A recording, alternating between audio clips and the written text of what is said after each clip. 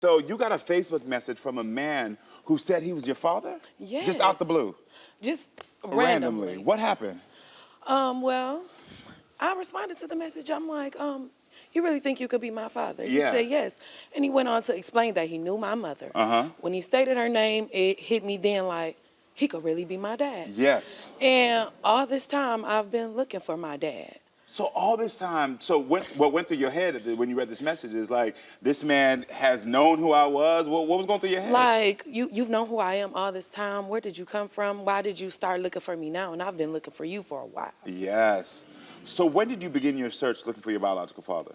Like, when I got ready to get out of high school, I went through like a midlife crisis with myself. My brother passed, my grandpa passed, and that's who was my dad figure. So it was like I was trying to find myself, figure out who I was. Like, does anybody really care besides me or my mom? Yeah. Like, who am I? Who do I belong to? I know there's somebody else out there. Yeah. If this is your father, what did he miss out on? A lot. I'm a very active young lady. Graduating from high school, prom, like basketball events, any type of event that goes on in your life. You know, the big milestones. Yeah. I feel like he missed a lot. And if I would have knew, we could have probably fixed that. So let's go back. Your mother, this man hits you up, you go to your mom, and you say, hey, and she says, yes, I knew him. What did she tell you about him? She really didn't tell me much. She said that when she was younger, a family friend, they went, you know, you go on trips with your cousin and stuff in the summer. They went on a trip, and she met him on the trip. One time thing, she just thought it could have been a no for him, but now it's like you really didn't think to even ask him or even consider about me. What about me? So what did she tell you about other men that could be your father? Did she tell you anything about who your father was? It was just the one guy. This is it. And so your entire life, it's been this one person you were raised with that you didn't really have a connection with, and then she's never told you about any other man? Nope. Nothing at all. Even though she knew that you were sort of searching? Yeah. Okay. I feel like she kind of let me down a little bit. You know, I don't know your mom, so I don't want to bash her, but I wonder what happened for her that would make her think like, okay, I need to like not know this information or share this information. But we'll get to that later. So Bernice, this will be your first time meeting Ronald since ever? Yes. Ever? Like, we've spoke on the phone, but other than that, we've never met in person. Well, are you ready to meet Ronald? Yes. Well, everyone, please help me welcome Ronald to the show.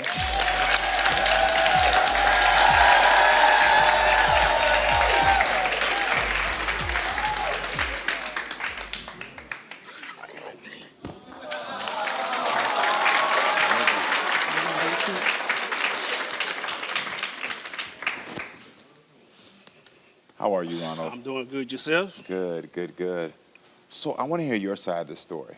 I was young and I had met her mom. We were drinking and things led to something else. So it was a one night stand. And what's making you emotional right now? Just seeing her. Yeah, I know it's been a long time. You can take a moment before you tell me your story. You can connect. Because it's been 30 years that you've clearly been living with this information. Yes.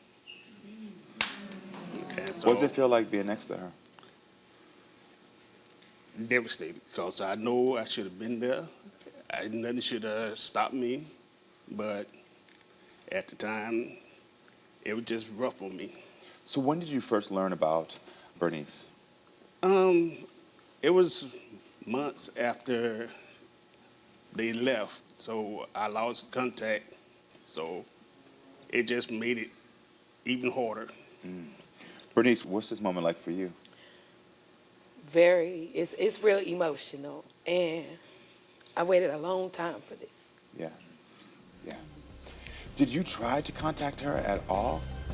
Or did you even like try to contact her mother, Felicia, during that time? Yes, I have. Over the years, you did? Yes. I got the number from her cousin, so I reached out to her and just lost track of time, and it just got away from me.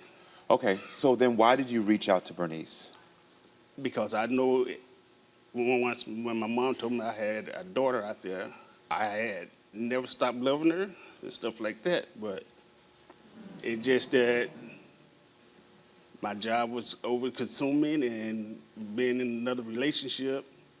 It just took its toll. So I can have empathy for what it must have been like for you to be a young man. I can't have that empathy because if I'm overwhelmed, I'm not sure how I'm going to feel. Like I can support someone else when I don't know how to support myself. I can understand that. But she's 30 now. And so at some point, you did feel secure. And while you were feeling secure, she was feeling unsafe because she didn't know who her father was. So I ask you during that time, why when you were older, and you found stability, you have your wife, why not reach out then? At the time, it was very complicated Okay. because my wife didn't want me to reach out to her. Got it. So I end up backing back, Got it. and that was one of the biggest mistakes I made. Okay. I appreciate you owning that. And so, What does your wife have to say now that you're here? she's just not here with me no more. She passed away last year. Got it. Okay. So life is too short. Got it. And I'm so I know sorry I had a daughter out there, and I want to be in her life because life is too short. And I It's don't never want her. too late. Yeah, it's never It's too never late. too late. Yeah. So is that why you reached out to Bernice now? Because you wanted to make sure you reached out to her now because you wanted to make sure, like, the time, like she just said, it's never too late that you have some time together. Yes. Okay. How does it feel knowing that he knew about you but never contacted? I'm a little on the fence because it was like I went all that time with thinking that why did it have to be a secret from me? So I'm going to ask you because you are young when this happened. Yes. Okay, then during that time when you were young, was there anybody else around?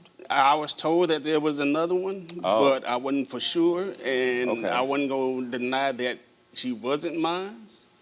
Okay. And to this point, I never denied it. And you knew that there could be another man? Once I went through my midlife crisis and started asking 1,000 questions to That's my when you mom, found that's out. when I figured things out. Okay. Well, I think we should talk to your mom. Since your mom knew where Ronald was, I think it's time to get her side of the story. So joining us remotely, everyone, please welcome Bernice's mother, Felicia, to the show. Felicia, can you explain to us why you never connected Bernice with Ronald? Ronald knew about Bernice, and yes, me and him had something at that time, and it could have been a possibility. It was his, and mostly his. Did she ask at you? that moment? Did she ask as a child who her father was?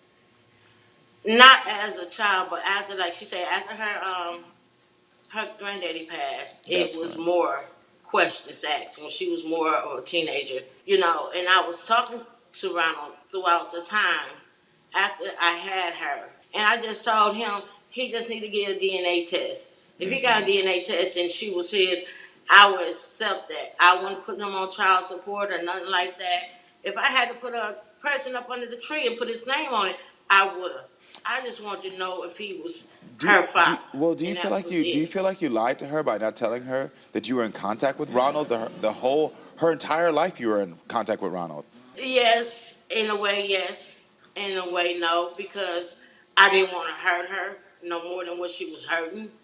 Because at that time, like I say, and like he say, he had a lot on his hands, and he didn't know how to accept things. His wife didn't want her around. I didn't want her to be hurt anymore.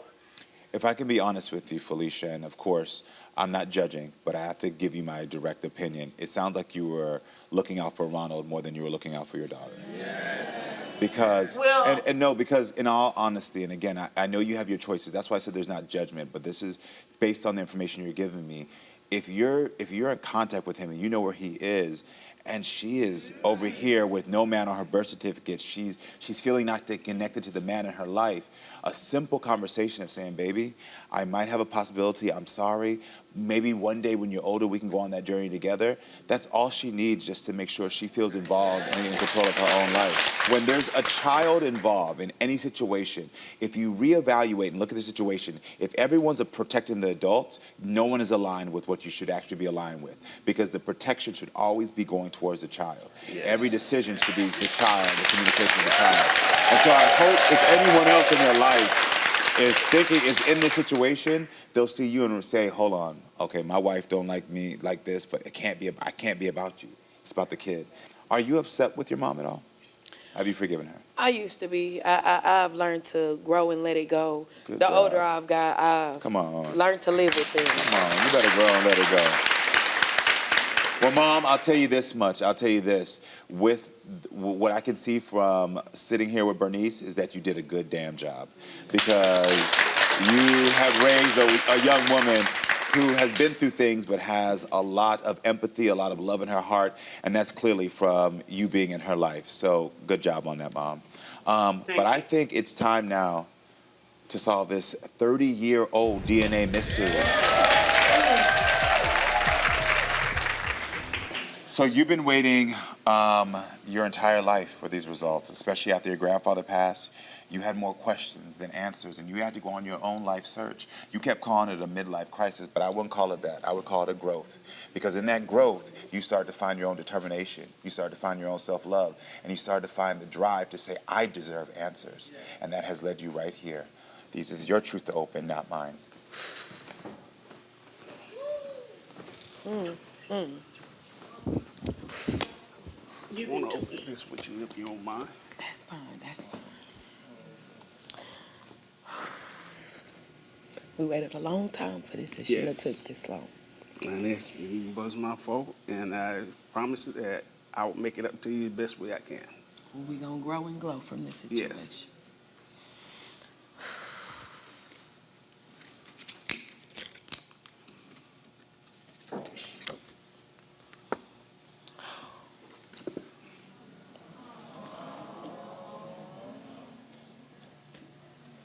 No matter what the paper said. What does it say? What does it say? Not my dad. He's not your biological father. Oh. No matter what that paper say, you're going to always be my daughter. No matter what.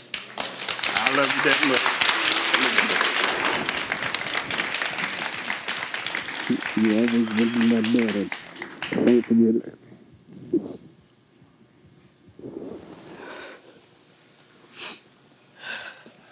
So, okay.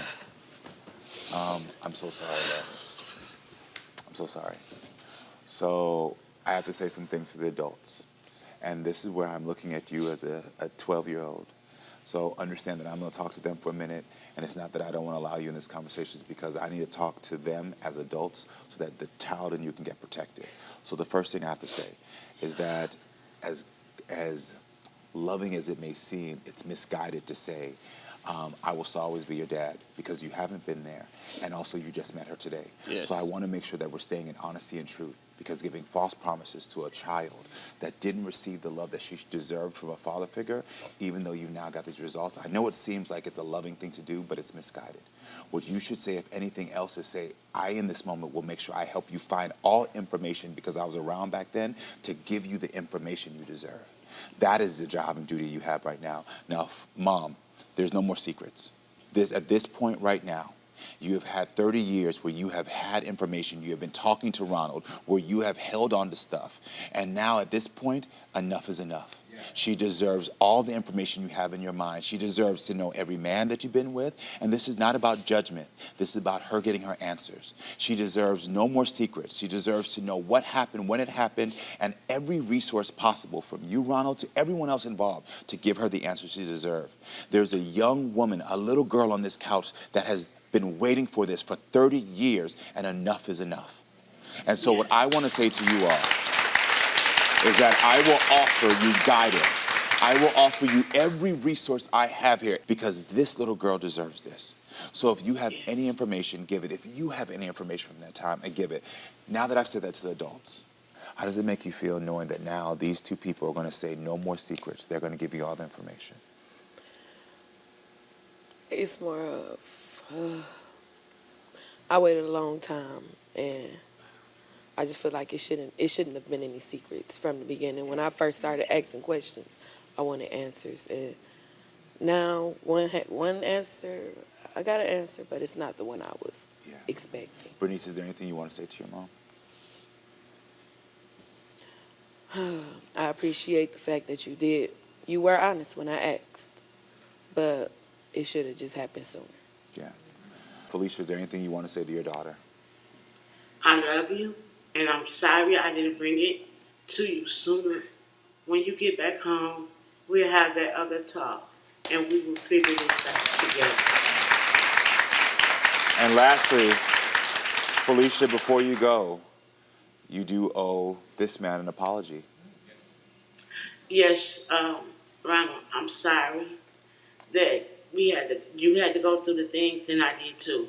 I apologize for not her being your child and saying it was, but I can take the blame for that part. I can apologize as a woman. Yes. Yeah. Listen, we're here for all of you on your healing, on this journey. This show is a resource. Please use us. Thank you. All right. Listen, everyone. Thank you for being here. We'll be right back with more.